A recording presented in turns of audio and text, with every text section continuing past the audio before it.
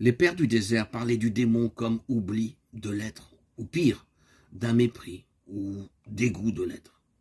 Le remède qui peut nous délivrer de cet oubli, c'est la remémoration du nom, le nom ineffable, l'invocation de celui qui est « Je suis ». Yeshua, ou l'invocation de celui qui est son Père, Abba, dans la conscience du souffle. Ce qui peut nous délivrer du mépris, du dégoût de l'être, c'est l'humilité, la patience et de nouveau l'invocation du nom. Reviens à ton centre, reviens à ton cœur, reconnais que je suis, et tu trouveras la paix. Le Satan ou Poneru dont parle l'Évangile est également qualifié d'accusateur ou de culpabilisateur. Les pères du désert, s'inspirant du livre de l'Apocalypse, disaient que le signe certain que nous sommes délivrés du démon, c'est lorsque nous cessons d'accuser et de culpabiliser nos frères, de les juger.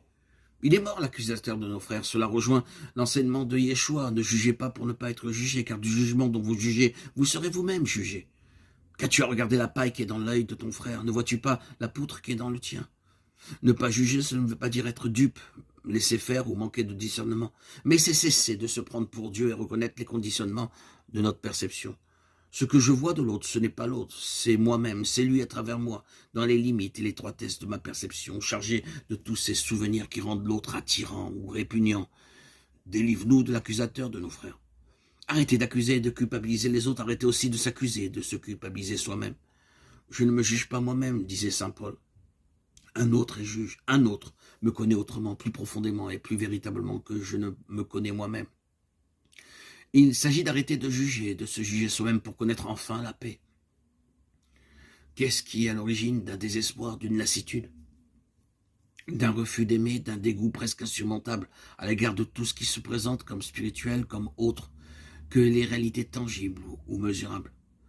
Certains répondront le pervers ou le menteur en précisant qu'il ne s'agit pas d'une existence autonome, mais d'une réalité qui perturbe et pervertit l'essence du sujet lui-même, une sorte de perversion de « je suis ».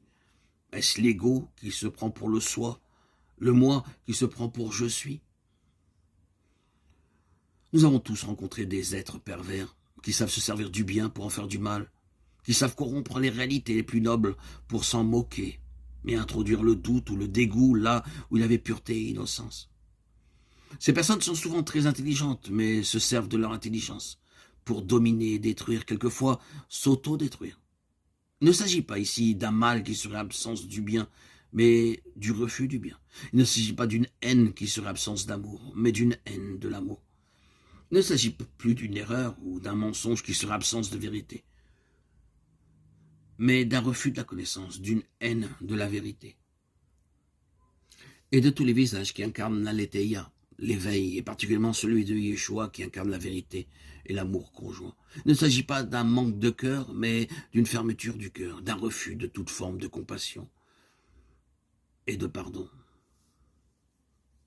Délivre-nous du pervers, c'est demander d'être délivré du pire de soi-même, et du pire que le pire, cette possibilité qu'a l'homme de s'enfermer et d'enfermer les autres dans l'être pour la mort, et de présenter ce monde comme le seul monde possible, ce niveau de réalité comme seule réalité.